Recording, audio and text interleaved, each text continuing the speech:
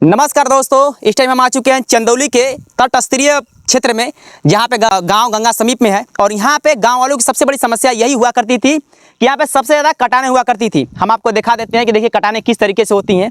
जो किसानों की खेत होती है वो कटकर गंगा जी में मिल जाती हैं, उसी को कटान कहा जाता है, जिसमें बहुत सारे खेत कटकर गंगा जी में मिल जाते हैं, जिसको किसानों को बहुत प्रॉब्लम होती है। क्योंकि आप जानते हैं कि किसानों के लिए ज़मीनें उनकी माँ समान होती हैं, वो ज़मीन के लिए जान भी दे देते हैं। लेकिन जब गंगा का जलस्तर बहुत बढ़ जाता है और हिलकोरा से जब ज़मीन बैठ जाती है तो किसानों का ज़मीन एक एक दो दो बिस्सा चार बिस्सा हर साल इसमें समाहित हो जाता है और किसान कुछ नहीं कर पाते हैं। लेकिन किसान जो यहाँ पे बुद्धिजीवी लोग हैं, जो बड़े लोग थे, जितने भी गंगा समीप में चंदौली जिले में हैं, गंगा समीप में गांव, वहाँ के सभी लोग यही चाहते थे कि कोई भी हो, सांसद हो, विधायक हो, यहाँ पे इस कटान को रुकवा दे।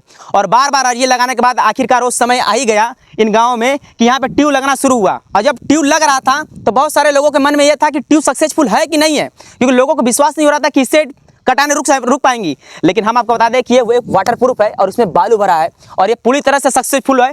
आप उधर देखेंगे तो उधर बहुत बालू गजना शुरू हुआ है। आप ये सब भी दिखा दीजिए, ये ट्यूब का ही देन है कि ये बलूटी मिट्टी है जो जम चुका है और इसी वजह से आप देखिए कटाने रुकना स्टार्ट हो जाएंगी।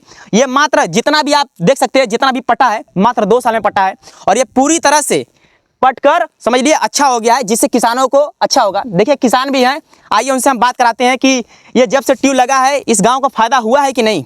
तो भैया, जब से ट्यूब लगा है फायदा हुआ है कि नहीं? बहुत ज़्यादा फायदा हुआ। कुछ दिन पहले हमारा जो दिख रहा है ना खेत, हाँ, वो बीच गंगा में हमारा खेत गया होगा, करीबन 5 बीघा है। 5 बीघा। लेकिन अभी ये जब से लगा है ना, अभी कटान सारा रुक गया है। अब देखिए, अब इस बार तो हमारे हिसाब से ना मात्रा कटान कटा है, बहुत फायदा हुआ भी है। अब देखिए क्या होता है आगे।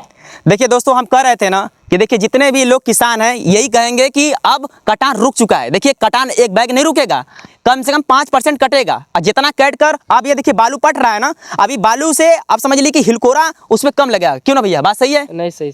देखिए अब कटान मतलब जो मट्टी से टच होता है हिलकोरा, जो उसका तरखा चलता है, अब वो तरखा कम मट्टी को काटेगा और किसानों की खेत बच जाएंगी। क्योंकि आप जानते हैं किसानों की खेत कितनी महंगी होती है।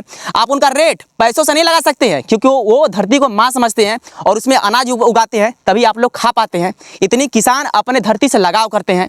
लेकिन उनकी जब जमीनें कटती थी तो कहीं ना कहीं उनका एक कलेजा निकल जाया करता था और वो कुछ नहीं कर पाते थे। लेकिन जब से अभी ट्यूब लगा है, समझ लीजिए इस गांव का उत्थान हो गया है और चंदौली जिले का उत्थान हो गया है। और इसी तरीके से जितने भी चंदौली जिले में गंगा तटस्थीय क्षेत्र है, आप वहां पे ट्यूब लगवाइए और वहां के सांसद विधायक से आप इसी अर्जी लगवाइए कि आप ट्यूब लगवाइए और ये बिल्कुल सक्सेसफुल है। आप सिर्फ आंख मूंद कर ट्यूब अगर लग जाएगा अगर आपके तटस्थीय क्षेत्र पे, तो समझ लीजिए आपका कटान रुक जाएगा। जय हिंद दोस्तों।